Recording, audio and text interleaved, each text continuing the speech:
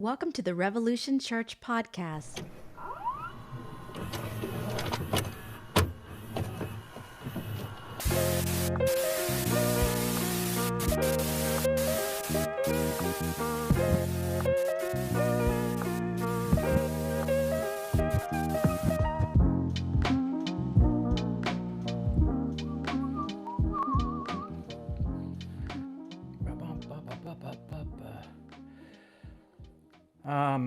Well, let's see. Hope you all have had a good Thanksgiving. I just stayed at home and my kids were with their mom, so I just watched some old movies, and I watched that movie Seven again too. That was so dark. But then I watched I think it's called The Big Sleep, with Marlon Brando. It was pretty good. Well, so anyhow, glad you all could make it today.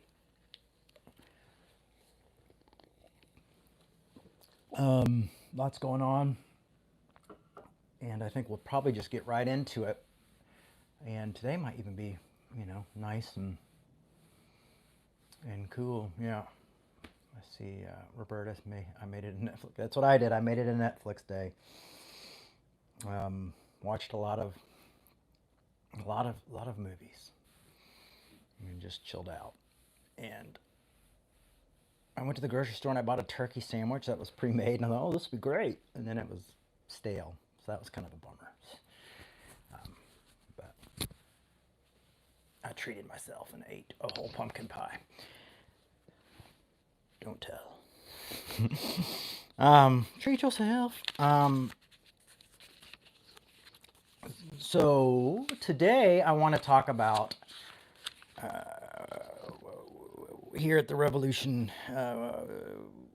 One of the things that's always been important to me is honesty, and that's what I want to talk about today is honesty,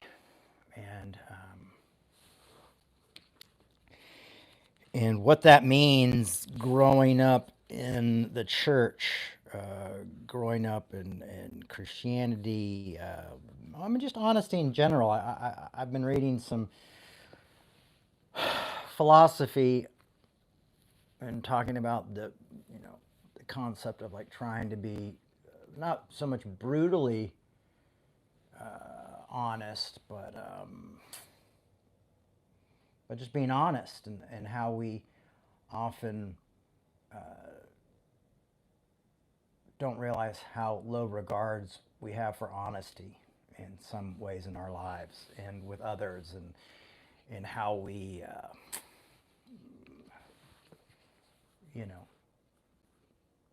when it comes to politics or religion or things like that. And so we're going to talk a little bit about that. So I was raised in with free thinkers, assemblies of God, as free as thinkers as you can be in the assemblies of God. And but my parents were always like, you've got to be honest, you've got to be kind,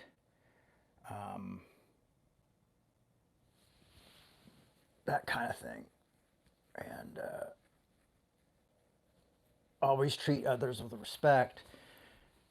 Like back when I was growing up at Heritage USA, they had stores and things like that. My dad would I could not take a candy bar without making sure it was paid for or anything like that. He always made sure that I was just always, everything, this isn't, we don't use people, we don't take from people, we don't do things like, so that's how I was raised. And so, when my whole family went through that scandal, it was very confusing, to say the least, for me. It was very confusing. Because how I'd been raised to kind of see things and respect others and love others, and my parents really put that into me. So honesty became a very big thing for me. And I was also brought up to love Jesus. But why do we love Jesus? We love Jesus so we can love other people. We love other people because Jesus loves other people.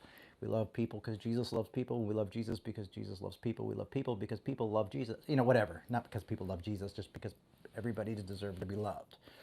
And that's what my mom and dad told me, basically. That was what I got from the Gospels. It was just simply that. Like, we didn't have Bible study.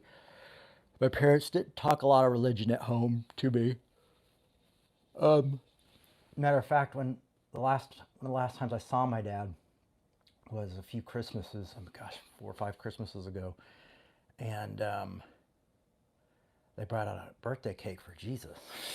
It was just that just wasn't how I was raised with my parents. It wasn't a very religious upbringing, which sounds strange, I know, but it just seems like that wasn't what we had at home. We just but it wasn't. I guess if you want to boil down religion to loving others and loving your neighbors as yourself and that type of thing, that was the respect. Like, you always treated everyone with respect.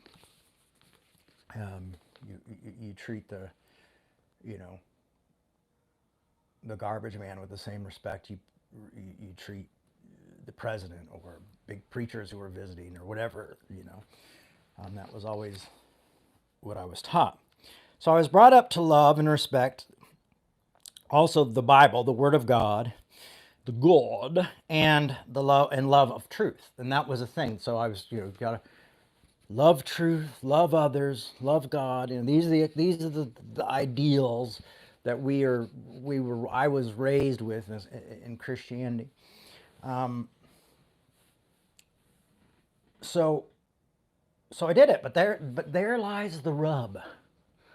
The journey, the beginning of the journey. What happens is when you have those concepts and they start to already kind of rub against the system, and I think that's one of the reasons my parents fell so hard, is because it wasn't just like their enemies were everybody, in a way, because they were already kind of pushing against the Assembly of God theology and ideas, and having people like Steve on and things like that on television, and so they were already making people uncomfortable. Jimmy Swaggart didn't like the fact that my parents had like a hotel and water park. He didn't think that was very godly. Christian rock music, that type of thing wasn't acceptable, and so they kind of got rid of like a lot of that stuff. Um, People didn't like that. And then you had a lot of like liberals who just thought, oh, all Christians are the same. Oh, they're all just a bunch of bastards. You know. And so when my parents fell, it was just like, oh, we knew it, like from the left and from the right. It was like, well, maybe it's good because these guys aren't joining in like they were. Like my dad refused to join the moral majority and things like that. So you got all this stuff, happening. So I'm already with rebels. Like I'm being raised a little bit by these rebels, but who are also with this high belief of the authority of Scripture and Christianity. And so that was what kind of started my road. Was this respect and love and desire for the truth. And I was raised to believe that the Bible couldn't have contradictions or didn't have contradictions or shouldn't have contradictions. So to my surprise, when I started to realize that the Bible did have contradictions, um, I think I did originally what a lot of people did, was try to like do acrobats, like an acrobat. And like, well, let's go into see what the what the time was, or the custom, or maybe this particular letter was written to this particular group, and so we can justify that contradiction that way. Like always, like how we had to justify the contradictions. Um, and now realizing, like getting into decent scholarship, and you start to see that there's parts of the Bible that were either added at later dates. I mean, the pastoral epistles we know aren't Paul, but are claimed to be Paul. There's parts in Corinthians that were added later. And some some thinkers believe that those were actually the same people who the um, did the pastoral epistles, went in and messed around with like Corinthians and things like that. Some of the scholarship shows that. And so, those are things like over time, it takes a lot of time to kind of learn to adjust to that because you've been kind of told to toe this line and to think this way and to find ways to justify this. So you're almost given. I mean, I was almost given. I don't want to speak for everybody else, but I was almost given like these lenses of how to see the truth, how to understand the truth, and to keep the truth within a theological boundary, and this is how it has to be.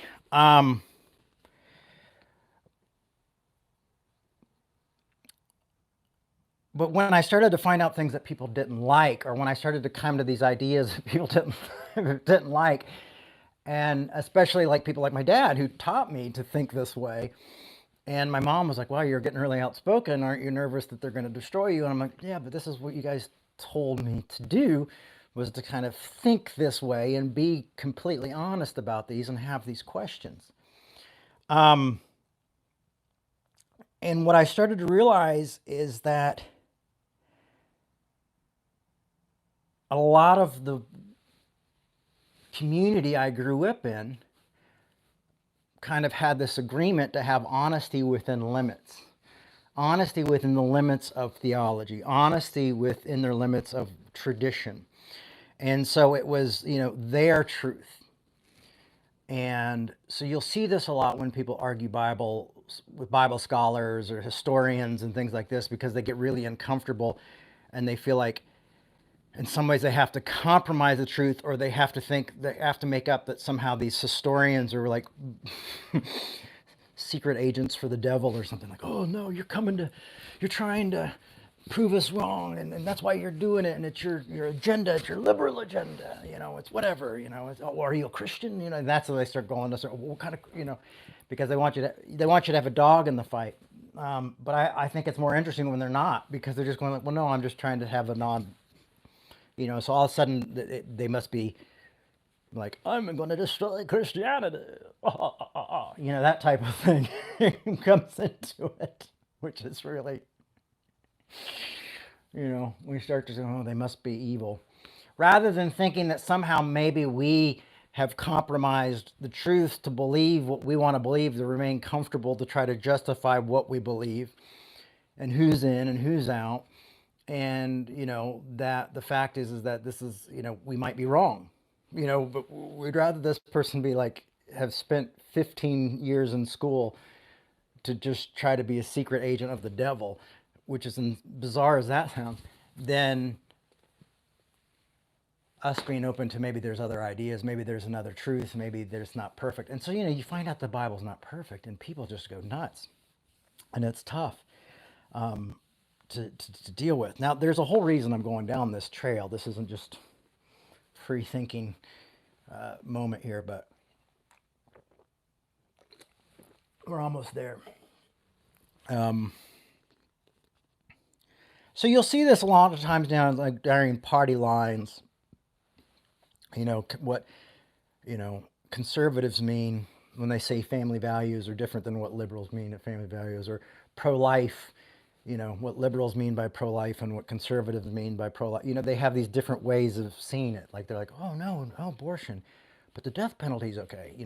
You'll see stuff like that. And you're going like, like, "Oh, no abortion, but no health care for those poor people." So it's like, oh, so you don't really care about their life. You just want to make sure they're alive. That type of thing. Everybody has their own truths, and I think we look at that a lot. So for me, with towing like these theological lines, especially the evangelical theological lines, you realize is that it's not scholarship, is what I realize. It's not historical. It's just their truth. It's just the truth that they feel is true, and they're threatened by it when it's not, and they're almost so threatened by it that they'd rather compromise their intellects or compromise, even common sense at some points, and compromise. I think what they may even instinctively know is truth and think that that's like, oh, that must be the enemy. Labels help us avoid it, honestly, like if you're not in this line of work, oh, I'm just a Christian, you know, and that's a double-edged sword because sometimes you have to be like, I'm a Christian, but I'm not that kind of Christian, so you have to say what kind of Christian you are. Um, you know, but I mean, I growing up, I just remember people who like had no idea what the Bible said. Just like, I'm just a Bible believer. I'm a God-loving, Bible believing, God-fearing Christian, and I'd be like, well, what about? I mean, they don't have no idea. And if they do have an idea, it's sometimes it could be a very simple idea. A lot of these folks I grew up with, and so I start asking these questions, and all of a sudden these questions almost seem demonic. Like, oh, you can't answer that. Well, it's not that I can't ask that question. It's that they can't answer the question. They can't answer the question honestly, or they can't answer the question in a way to justify what they're saying is somehow not. Well, God's ways are just mysterious, and that type of thing. Like we shouldn't be trying to figure this out. um, so sometimes labels just, oh, I'm just a Bible believer, so you don't have to keep account of that. Um, so they help us to avoid an honest account of what we believe and what we don't believe. Well, you believe that people are going to burn in hell forever. You think that's fair? I don't make the rules. I just believe what the Word of God says, Jay. That's what I believe. And I'm going like, well, actually, have you ever, do you realize like the Gospels were written like 30 to 60 years after like Paul's writings, and then Paul, like at best, believes in annihilation. He never brings up hell, so hell doesn't get brought up until these like later writings. And yeah, they put into Jesus's mouth, but is there an idea that maybe these were something that might have been put in later, or something that changed over time? Like can we talk about this? Oh no, no, no, it's the Word of God. And so all of a sudden now it's like, well, what about the forgeries? Well, either they don't believe they're forgeries, or then they start to go like, well, the canon, and the people who put together the canon, they were chosen by God to pick those forgeries, and they realized that Paul wasn't hard enough on women. They needed to put in, Timothy, and have us pull that out, all these things, like, and so then we're talking about Timothy, and we're trying to go, oh, Timothy was talking to a particular group, and then we're doing these dances. I posted some stuff yesterday about Dan talking about scholarship and about those particular verses, and it's just I'm glad that we have scholars now who are online and like using social media in a really positive way to kind of help people see this stuff. But there's still people who are like, oh, I just believe that God's hand was in it all the way, and that becomes this reason to like ignore truths, ignore facts, to not grow, to not change, to not rebel. It's like we get very comfortable within the group thinking. We get very comfortable. Like I'm never been a fan of people like, wake up, sheeple. But we often do have this sheep mentality of, oh, we'll just follow and just go along with what it says because it's comfortable and doesn't rock the boat and it doesn't do these things. And so we end up having this kind of honesty within the limits of our structure that one was raised in or grown in. Or so we, I mean, for example, we're really good. Like, okay, like I'm a Bible believing Christian. Okay, well, I love my neighbor as myself. I'm going to love my enemies. But like, think about things like how well we don't love others. We don't love strangers very well. We don't love people we don't know very well. And I'm going to give you an example. What I'm talking to you on, this is my phone. Now, this phone, supposedly there's children that have to go into the mines to get pieces of the materials that go into this phone. Chocolate, child labor, things like that. Diamonds, Nikes, all these different things. And you can argue out and say, well, it helps their, but different ways of that. But the thing is if we're loving our neighbors as ourselves, if we're not loving our strangers, or we're able to ignore certain truths to keep our society together. We're able to make up new truths to justify horrors. Like recently, I mean, I've just seen so many like liberal Democrats just be so pro-war, and I've just been mind blown by it. how much they support war, and that it almost make it un-American if you don't support war. And I'm like, God, this is just so weird, because it used to be, I thought it was, and now it's just people can just find their own truths and stick to that truth. I remember when the guy, oh gosh, what the guy pulled all of his stuff off of Spotify. What was his name? Keep on rocking in the free world, because of what's the guy's name? I should have this in my notes. But Joe Rogan. Joe Rogan, because of Joe Rogan. He's like, if you're gonna have Joe Rogan on there talking about horse medicine, I'm not gonna put my rock music on there. And then you find out that, like, Neil Young, that's his name. Neil Young sold most of his music to BlackRock, the company that, like, keeps poor people from getting into houses, and now buys tons of music to become billionaires, and it really is like kind of this horrible corporation that makes it impossible for us to buy homes and buy poor people to buy homes, and buys up whole neighborhoods, and it's just not very ethical, and it's all about the bottom line and about greed, and then that's who he sold his music to, like, so every time you hear one of his songs, it's goes there. So, like,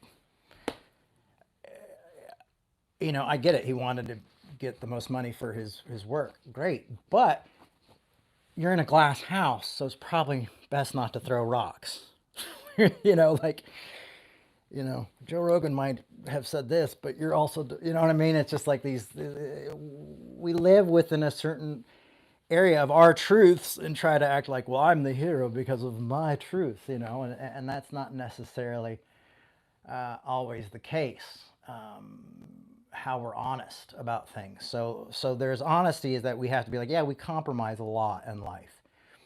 And people are affected horribly, and we just rather not know about it, because if we did know more about it, and we still know, we do know about it. I mean, I just mentioned, like, cocoa beans and cell phones and computers, and those hurt people. People get hurt connected to those things.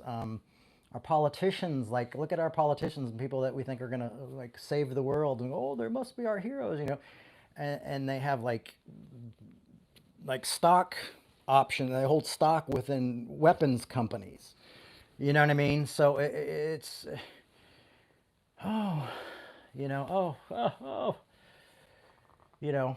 So our heroes are, like, well, maybe that's why they like the war, is because they sell more weapons and they become more wealthy, and that's also why they get donations from the the insurance companies. So and they have the best insurance there is. So maybe that's why they're not really worried about us and our medical bills and things like that.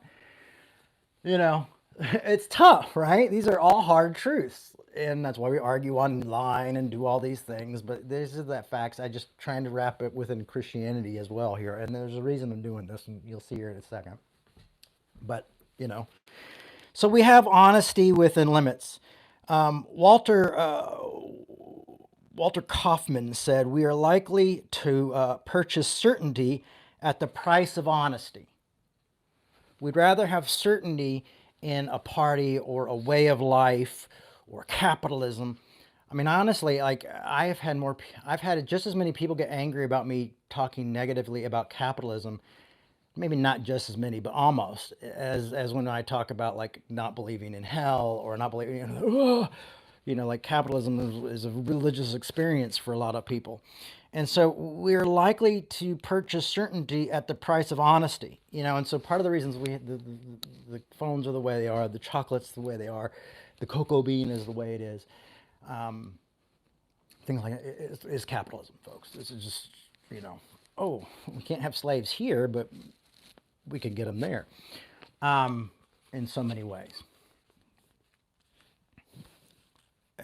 So often we want to be certain. So, well, denominations, you have to sign a paper that says you're certain that their theology is the correct theology, and how anybody can do that is mind-boggling to me, because I can, my theology changes so much over the years and has grown and changed and evolved with more wisdom and more knowledge that, I mean, I would have been through like 15 denominations already. Oh, I have to unsign. Can I scratch that out? Can we amend what I signed? That type of thing. Even I remember pastors in school want me to sign like sometimes when I would go preach at churches or speak at events, they'd want you to sign this like morality contract. We won't have you unless you sign the morality contract. And I would go, that's just not biblical. Like to sign a contract with men saying I'll be moral, like this is weird. Like it makes things bizarre. I'm like, and they were like, well, all our bands are. I'm like, you're having rock bands. Like even if Christian rock, you're signing morality agreements. Like, you know, we don't trust the Holy Spirit, or we don't trust their convictions. So we want to have a reason to kick them out. Like you kick them out anyway. You don't have the morality agreement. And they're like, we want people to be in prayer about our festival. I would just always be like, guys, there's like 18 these guys have like 100 festivals this summer. They're not going to be praying about your one festival. Anyway, that's the stuff that goes along with it. But back to my honest things. So this past week, you may have heard my friend and Carlton Pearson passed away this week from cancer. And I have known Carlton my whole life. Carlton used to be a guest on PTL. I remember when my father going to speak at Oral Roberts' church, and speaking at ORU, and having Richard Roberts, Oral Roberts' son, on television after he went through a divorce. My dad says, "Hey, come and host some shows," because my dad wanted to help him. So I remembered Carlton from those days, because Carlton came out of ORU and was a big pastor in Tulsa, and had the Azusa conference, and welcomed my father when the Azusa conference happened, had my dad out for that.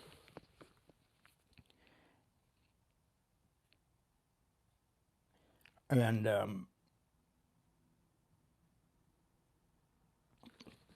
so I'd known him most of my life. And so when my dad was in prison, Don and Clarice Polk, who had a big church in Atlanta, Georgia, opened up their home to me so I could be close to my dad, because my dad got moved from Minnesota to Jessup, Georgia. And they said, hey, we'll let you go to our school here. We have a school, and you can go to the school, and we'll take you on the weekends so you can go visit your dad. Jessup's about 2 hours and a half away. We'll take you there. And so that's what they did, and it was great. But sometimes Carlton would rent out their church and or I don't know if rent it out, he would speak and have these huge revivals, and thousands of people would come. It was the Cathedral of the Holy Spirit was the name of the church. And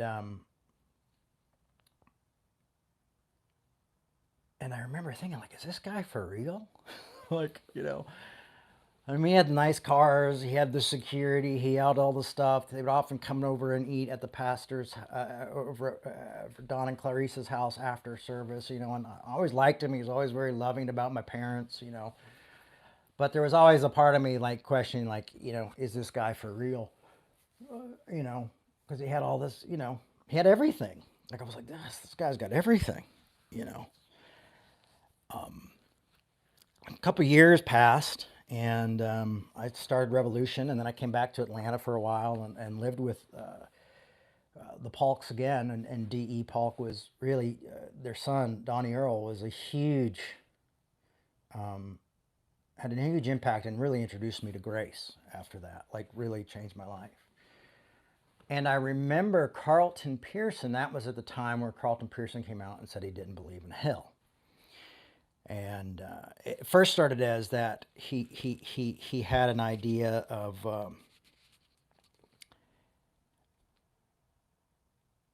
he didn't believe that, like, children who are going hungry in Africa and people who are suffering in other countries of hunger and dying in these ways would be held accountable and go to hell. And through further research and study and prayer, he said, I just don't believe there's a hell at all. Now, I remember when I heard this, and I was with DE, and I didn't agree or disagree. I think at the time I was working at the Gap, so I wasn't really worried about the church at all. I'd kind of taken a time away from the church because I thought God hated me. But I remember looking at DE and saying, buddy, he is the real deal, you know? Because me and Donnie Earl would have these conversations in the evening about, like, does hell make sense? We'd have all these theological discussions at night because we were like roommates. They gave us the downstairs apartment. So we'd always have these, like, half the time I would talk his ear off and he would fall asleep because I'd be still talking about theology, you know. But he had been at school studying theology all day. So it was, you know, probably exhausting to hear my armchair, you know, 20-year-old version of what I think theology is. But we had a lot of great conversations. But that's just, it was really funny to me is that I knew that in the world that Carlton Pearson was in, is that if he said this type of thing, he'd lose everything. And that was the only way I knew here was somebody who was true and that they were actually following their conviction, was by the fact that they were willing to give up. You know, it wasn't like my parents who had a scandal and we lost everything. This was someone who was saying, I have a conviction. I believe there is something wrong with our theology, and it's a huge part of our theology, and I don't believe it. You know, and they had to sell off the building, they had to sell off the assets, had to sell off everything, had to go move into a much smaller building, and it really took him years, and he never really came back to where he was at that point. You know, and he had Oral Roberts, who was like his friend, reject him, and Richard Roberts said, you know, oh, he's in the devil's hands, and you know, they said horrible things about this guy because his theology changed. You know, because that is the thing, is often too when we live within this convenient truth, or this truth within lines, or truth within limits. You know, oh, you pass. You know, this is our truth, and now you've gone out here, and you might have the Greek to follow up. You might have the Hebrew study to follow up. You might have, you know, but we don't. You know, and you can't say, and it's so really funny because in that community you can be like, God spoke to me. But if God spoke to you that there's no hell, or if God spoke to you that it's okay to be gay, then you've misheard. You know, you must misheard. Even though, like, if you do a decent word, just a decent word study on something like hell, you realize there's a lot of different concepts being thrown around. And then when you start to do the scholarship look of going back to Paul and what Paul talks about, and if is there, you know, and it's almost more like purgatory, like Paul's talking about there in anything, it's like purgatory, and then you either go to be with God's people or you just get annihilated, is what it seems that the Apostle Paul really believed. Now, if you see it through the lens of the Gospels, of how you've read the Gospels, then you go, oh, well, he's talking about destruction, he must be talking about hell. But then you have to realize, like, you got to let Paul be Paul and realize Paul came way before we heard the Gospels. So what we're getting from Paul is what he believed Christianity to really be. So there's worth a good conversation here, and not to be afraid of it, and not to say like, well, we only hold honesty within this, you know, because now you're saying we're not open to any new truths, no new ideas. You know, we all can't be wrong. Why do the majority of people believe it? And that's what you often hear, like, well, why have Christians preached it all these years? I'm like, because our pastors aren't scholars, you know, because it's a tradition that because they signed something down, you know, and then they start going, well, and here's the thing, is they would say, oh, Carlton is just tickling people's ears. Well, he may have been tickling ears, but it wasn't making him any famous. I ended up speaking at an event after I came out as affirming of LGBTQ people and had to let my whole staff go, and my church fell apart and I had no place to speak. I ended up getting a booking gig in Las Vegas, and it's not Las Vegas, Nevada. It was Las Vegas, New Mexico, where the most famous thing there is an old hotel that was in No Country for Old Men. So we're in Las Vegas, New Mexico, and me and Carlton are both speaking at this event, and I'm like, I used to see Carlton pack out churches, like thousands and thousands of people. Matter of fact, where they had to open up and show TVs in other rooms. There'd be so many people at these huge events that they had to do overflow because people wanted to see him speak. And now I'm speaking at him at a thing where it probably, 75 people maybe filled the room. And it's like, and he's co-headlining with me. So it was like, and I'm at the bottom. Like my career wasn't even close when I was at the top of my career, you know. So here we are together with that, and going through that, and we talked about it. We talked about it. We talked about what was going on and everything, and what it's like to be outcasted by the church, and you know, I had grown up at 11 years old experiencing that firsthand, and then as a now, and at that time I guess I was in my 20s experiencing it again. But we had these conversations, and that time changed my life. That time changed my life with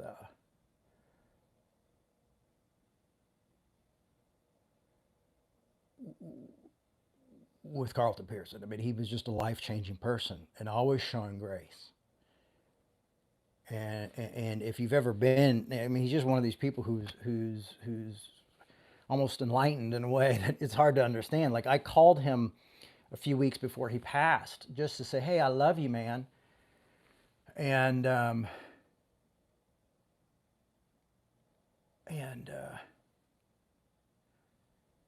thinking about you, and I know you're going through hell because I watched my mom die the same way. And he ended up encouraging me and saying, "Buddy, you got to go on," and you should stay online. I'm like, "Well, I'm trying to get a building." He's like, "Don't worry about a building, brother." He's like, "The future of the church is going to be, you got to be online. You got to stay connected with everybody. That's how we're going to do it. The church isn't going to be the same in the years to come." And I couldn't believe here he was, probably 95 pounds, could barely speak, and he was doing everything he could to keep me encouraged to continue my work. And he was what a great man.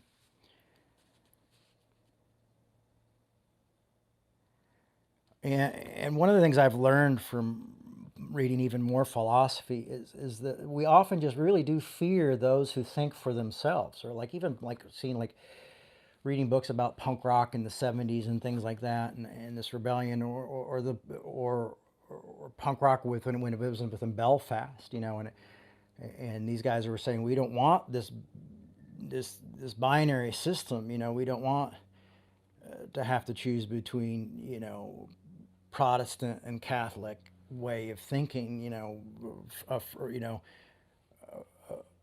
an independent Ireland, or Ireland under like this isn't worth dying for us. That was the rebellion, is saying, we just don't want this killing each other, because that doesn't even seem like the truth from either side of those folks. So you see that, like, that type of thing scares people sometimes, is this truth, or this, the Reformation. When the Reformation happened, I mean, funny thing is, Carlton also got put on trial. There's a movie about Carlton's life on Netflix. I think something about Sunday. Maybe because I can't remember the title of it, but there's a Carlton Pearson movie on Netflix. You should see it. And he got called in front of like a committee for heresy, much like Martin Luther, the reformist. But the Martin Luther was threatened; his life was threatened. They tried to kill him. They tried to do these things. The reformist, and they're like, "You must recant. You must recant." And he said, "I can't. I can't do it. I have to follow my convictions." And here, when Carlton's asking these legitimate questions of going, could you imagine a hell for those who are suffering around the world, that those people are going to hell? These starving children are suffering, and then they go into 5 times that suffering because of God when they die from starvation. Or, I remember my dad had a real controversy one time when he said he did not believe that those who died in the Holocaust went to hell, that they went to heaven. Now, how many? That's like offensive on all sorts of different levels for some people.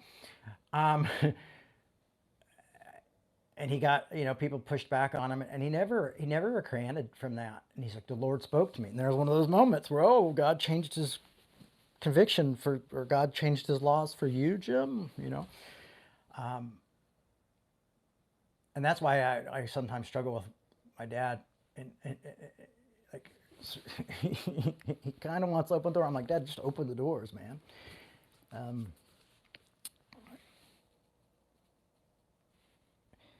But like, how do you imagine a God that sends people like in the suffering, losing everything from, in the Holocaust to all those folks die in the ovens, and then they're in like a real oven of just fire, brimstone, and suffering all day. So anything that we would call evil, we would necessarily, not be able to justify what we would say is a foundational theological concept of Christianity, would be seen as evil if anyone else done it, but because we say God's going to do it, it's okay. You see what I'm saying? Carlton changed my mind about hell and everything that week we met with each other and that weekend. But it was really just one conversation in the car, and it changed everything for me. And I was like, oh shit, like here we go again. And like I'm tired of having crazy ideas and being seen as a radical and all this stuff. I mean, hell, half my liberal, progressive, social justice friends were mad at me because they weren't quite ready to be affirming LGBTQ people, and I was pushing to do that, and they were already arguing with me. I'm like, man, if I come in with no hell, now I'm looking just like Mr. Wishy-Washy here. But I had to follow a truth, and so often when we follow our truths and we don't have a truth within limits, and we've got to find something, that adds up. We've got to ask these tough questions. We've got to look deeper into it and see what's here, And so people say, well, if you start questioning this, then you're going to question that, and you're going to question that. I'm like, yeah, that's how it goes. It's true, And if the Bible can't hold up to it, then it can't hold up to it. For me, there's parts of the Bible that really do hold up to it. There's a message, an underlining message of love and grace and hope and loving one's enemies and never giving up and never losing faith, always hopeful. There's a truth that to me that will never die, that will always be a part of my life. But there's other things that I go like, this is just doesn't add up. It doesn't add up with the history. It doesn't add up with just my heart. It doesn't add up with the others. What it's saying here. It's like I'm not trying to pick and choose, but I have to negotiate. We all have to negotiate. We're all negotiating biblically with the text.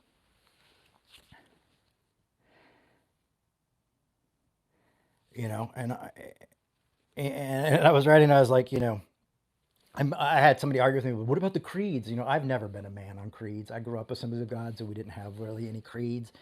And I know that like a lot of mainline denominations, so people are like, what about all the creeds over the years? I'm like, well, now you're telling me the creeds are what, what the Bible's not working, so I figured this out. Now I have to follow the creeds. Now those are what, so you see the goalpost gets moved of the truth. Well, what about the creeds? I'm like, that's traditions. It's like, that's peer pressure from dead people.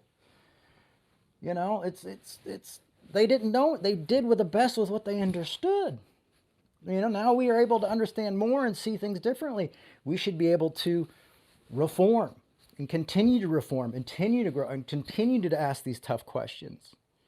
For me, it's exciting because I feel like Christianity is still good news. Like these things weren't like, oh, the part about loving your neighbor or the part about God loving you never. Those aren't true. Those are the things they aren't telling me. They're saying some of the really weird stuff isn't true. The really sexist stuff isn't true. And I'm going like, but it doesn't win you any friends, doesn't win you, because there's nothing, Christians love two things that, they love capitalism and they love hell and they love heretics, but they love to break down heretics and tear down heretics and shoot the heretic, and love us in a conditional way of saying, well, if you're willing to come back into the fold, and I've seen people, I remember same time I became affirming and then bought into hell as my theology went bad for a lot of people could not stand with. My mom passed, my marriage fell apart. I remember like people I really respected, other pastors being like, God's just taking his hands off of your life. And I'm like, so God's like, it was God's protection that my wife wasn't, having an affair up until this point. It was God's protection that my mom didn't have cancer until I, for some reason I gave my mom's going to die now because I think it's okay to be gay, or because I had a conversation with Carlton Pearson and I don't believe there's a hell.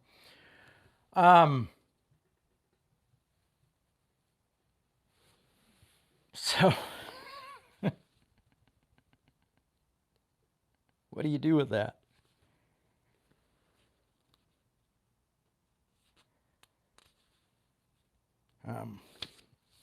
And it's funny now that I know, how I judge.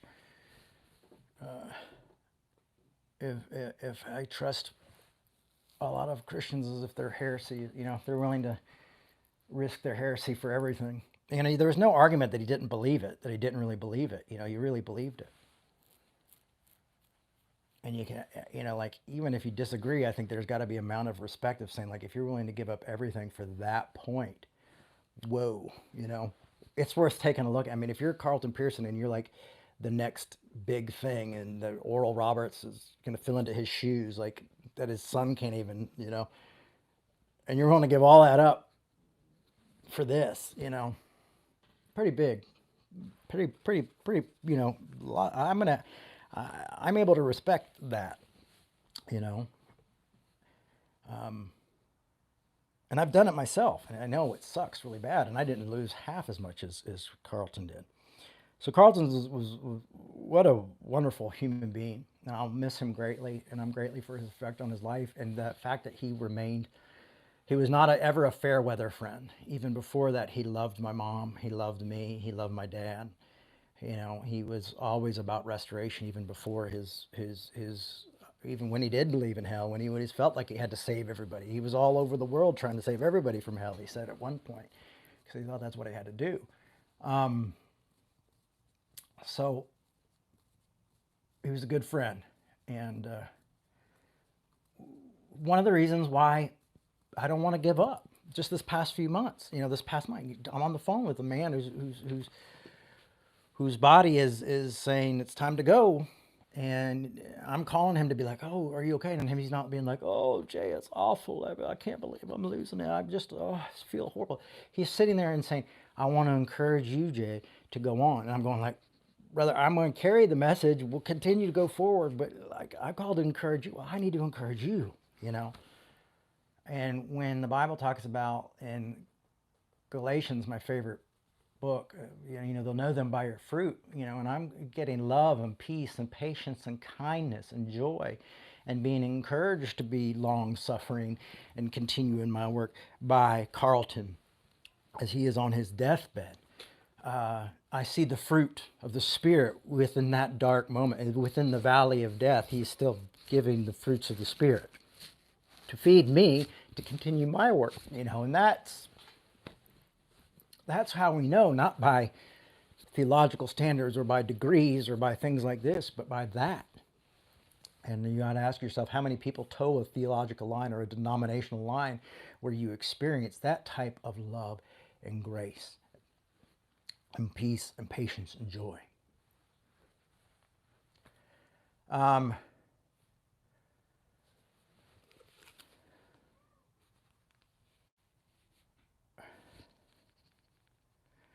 So I have respect for people who lose everything and won't recant to get their Mercedes back, or just a living wage. I want to read this quote to you. We're almost done, folks. I'm sorry. I got the kids in the other room watching their tablets. So we'll get through this real quick. Somebody had to take the first step. And as always, you are hated for making the first step, even though they may agree with you eventually. Afterwards, they'll want you to go away because you remind them of how foolish they were originally. And I think that happened a lot with Carlton, and I've seen it happen in my own work. And that's a quote from John Lydon, or Johnny Rotten, from his book, what is it? No Black, No Irish, No something else. There was another, but his first autobiography, he's written like 3 of them, and I've read them all. I like the guy. When you dig deep, you see a lot of things that are said about that person aren't true. Imagine that.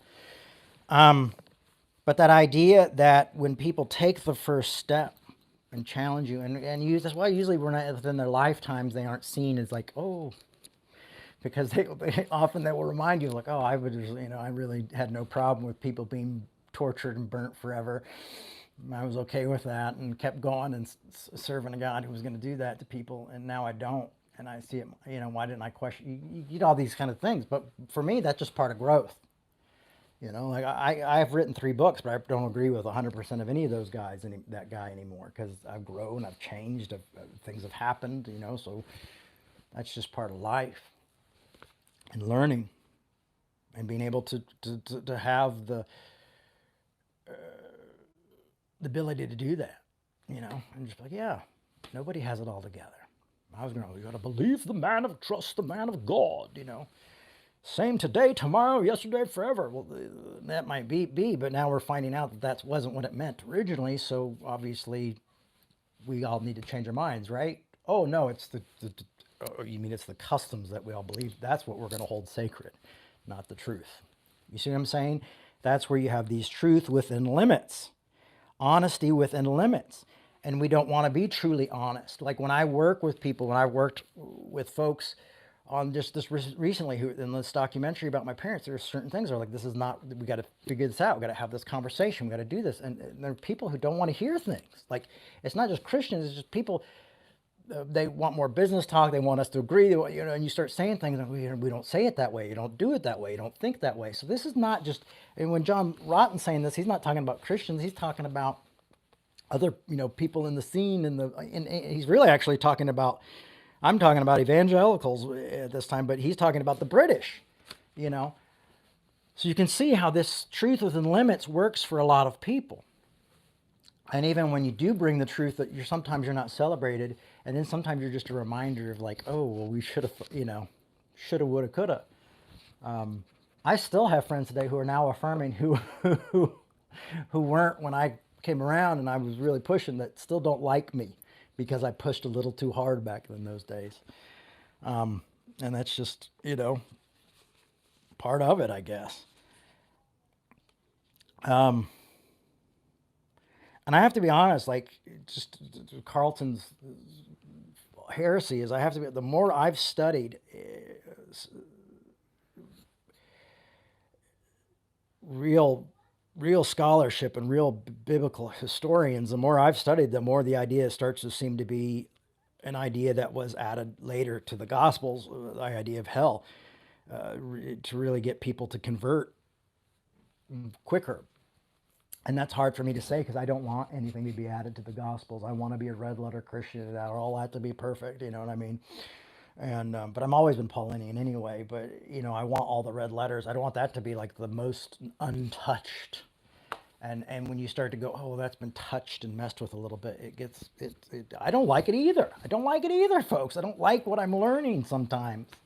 But that's just the facts, because I used to be able to explain it away with just saying, well, if you do the Greek study and you see the 3 words, you got to see which words Jesus is using, blah, blah, blah, blah, blah, blah, And then you start going, and I'm going to be like, well, this might have been pushed when people were writing the story down. These are things that they might have been like, well, let's just put this in there. We'll speed things up. You go like, oh, first of all, if I say that out loud, I seem crazy. And then second of all, it doesn't feel comfortable. But the truth isn't always comfortable. The truth is not always convenient. It's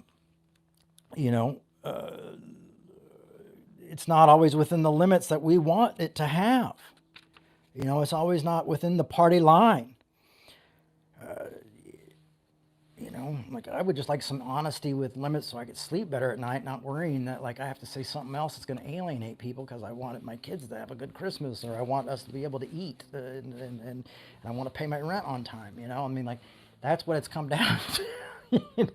I'm like still having to be like, no, what I was raised with, what my mother taught me, and believe it or not, what Jim Baker taught me, and what these people taught me was this radical honesty, this radical love, that caused me to go down the same road that Carlton probably went down the same road because he was raised to think the same way too. And how important it was. And then when we find that this, even if it's a staple truth or something we believed in or the greatest tradition with all the creeds agree on, we find that it's not, we have to say it. Maybe it's the death drive. I don't know, if you want to get Freudian on us. And like I said earlier, at best, Paul believed in annihilation. If you read Paul separately from that influence. So what is at stake? Well, I'd say what is at stake is loyalty to a tradition and not a question. To not question the facts. That we'd rather be loyally to a tradition and not have the art, and not question the facts. So I'll go like, okay, well, this is my loyalty. It's to the tradition. It's to this creed. It's to this denomination. It's to this way of thinking. It's to my audience. It's to the people who pay my bills. And so we will have the tradition we will be loyally to tradition. We will not be loyalty to Christianity as an idea that grows or that we find out new things about, but we will be loyal to Christianity as a tradition, to the past, not to the future. Because it's supposed to not change, even though maybe we got the tradition wrong. We've had it for so long that time and tradition and peer pressure and the majority rules of thinking will be what dictates how we allow this to be. And the fact that the majority believes in something really horrible and awful and bad and not good news at all, and obviously makes even Jesus' coming seem like, now that we have all this to choose from, doesn't seem like a great idea. I mean, think about all the little kids you've seen being held bloody. The children, and you go, well, Jay, they're not the age of accountability. Even think of adults and being bloody and held and disfigured. I saw a picture of a little baby blown up. It was horrific, and of course that baby went to heaven, right? But some of these people are going to hell because they're at the age of accountability, Jay. And that's just how it is. So they've gone from one hell to another hell, from one horrific hell to another horrific hell that will never end. Is that what we believe? Is that what you think? And you go, oh, I'm just going to praise God for that. I mean, some of my Calvinist friends have been really good at that. Like, if God sends my son to hell, I'm just going to worship God for burning my child. And I'm going like, doesn't work for me. And that's why I had to ask the questions. But there's fact is, why do I still tote Christianity? Because I don't believe that is Christianity. I would have thrown the whole thing away. Probably. I mean, now as a father, yeah, I would have thrown the whole thing away. But thank goodness to people like Dan and other scholars, because I don't have any Dan's books, but I read other scholars who showed me this. Christian scholars and atheist scholars and agnostic scholars, I don't have one favorite scholar. Dan is probably the only scholar I name off the top of my head. I have a lot of theologians and a lot of philosophers I like. So, love never gives up, never loses faith, always hopeful, endures through every circumstance. God is love. Love is not irritable. It keeps no record of when it's been wronged. When you start to look at things like that, you go, okay, eternal torture doesn't make sense anymore. That's not today's point. The point is to not count out the heretics when they are sacrificing their life for a message, not counting out people like Carlton Pearson or Martin Luther or people like that. Also, the message is not being content with honesty within limits. And you'll say, well, Jay, does that mean I have to be rude to everybody? That's up to you. I'm not here to tell you what it has to be. Like when someone says, hey, do you like my hat? And you go, that's like the passive aggressive. That's very special. It's a very unique hat. Maybe you could just become passive aggressive. Or you just go, like, no, I don't like it, because often when we see people who live a truth without limits, we think that they're people who are hard to handle, or we don't like, I don't like, that person says things that I don't like, they say things that are very, not always the nicest. They're trouble in the office because they question my authority, that type of thing. So honesty isn't, we always say it, we all want honesty within limits, but nobody wants to be like, is this, do I look fat? Oh no, you look great. You look good, I always knew that, like, my mom was like, oh, you're looking healthy. I knew that like, I might want to cut back on the French fries. But is honesty important to us in our faith and in our religion and in our traditions and within our theologies and within our philosophies, but also within our politics and these ideas, is honesty the best policy? And are we open to radical honesty and following our convictions to the point of great cost? And I believe that that's what this faith, this idea, this religion of Christianity calls us to do, is to love to the point of great costs, to care about others as great cost, and do that. And I'm not really worried about an afterlife. What I'm worried about is life before death, and how well we live that with each other, and how well we, there is a hell, but it's here. It's happening in the Middle East right now. It's happening in all over the world. Where it's happening in the Congo right now. And there's just is a living nightmare, a living hell. And our life should be, how do we keep save people from hell now?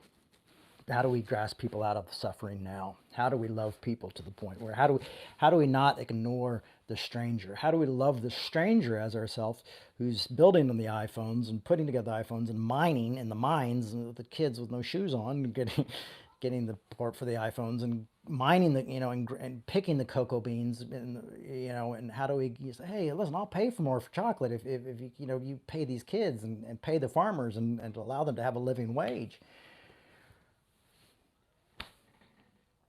How do we do that? So it's bigger than just a couple preachers saying, well, these people are in and these people are in and there's no hell. It's bigger than that. It's a real suffering in the world that we need to, theology seems ridiculous when that type of suffering is going on and death is going on and people are suffering like that. And to me, I think that's the point of Christianity, is helping us realize, like, tradition and theology and all that shit don't count if there's people, if my enemy's suffering, if my strangers are suffering, if my loved ones are suffering in this way.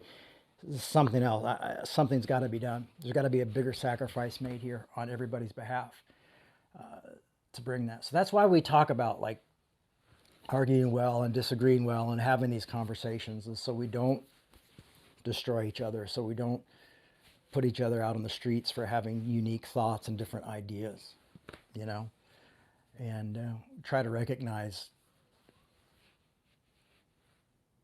reformation when it arrives, not just hundreds of years later.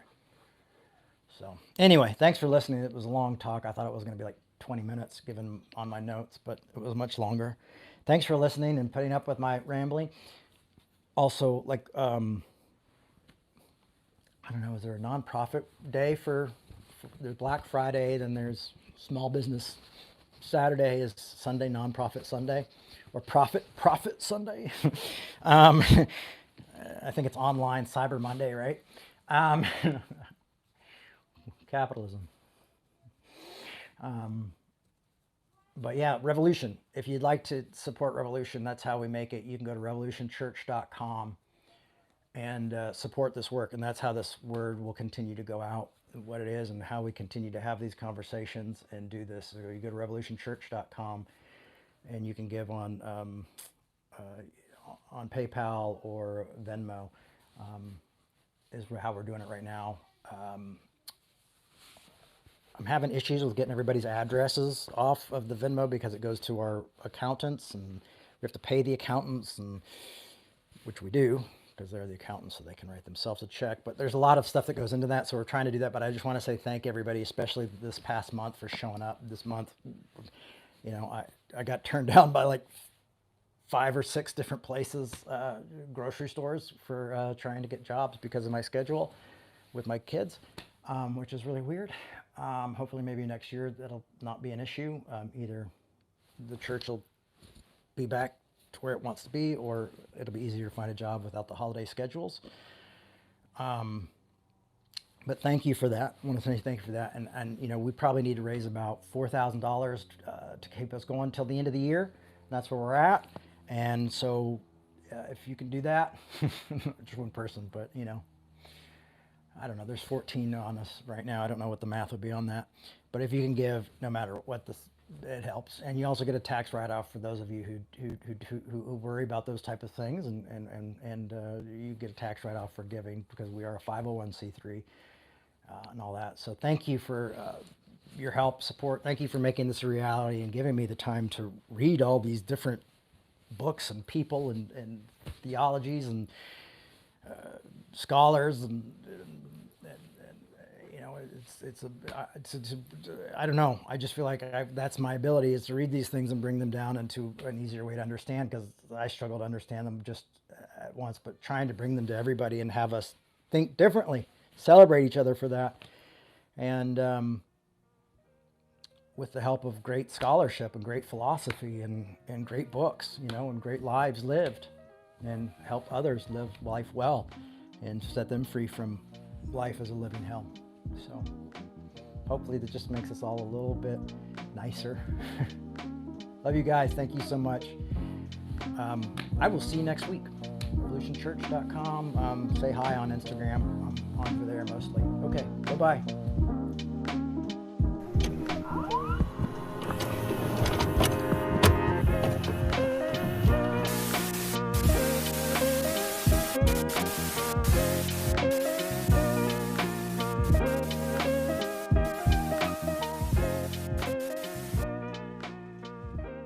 Thanks for listening. We hope you enjoyed this podcast. To make your 100% tax-deductible donation today, please visit revolutionchurch.com/donate. You can also learn more by clicking the donate section on the website.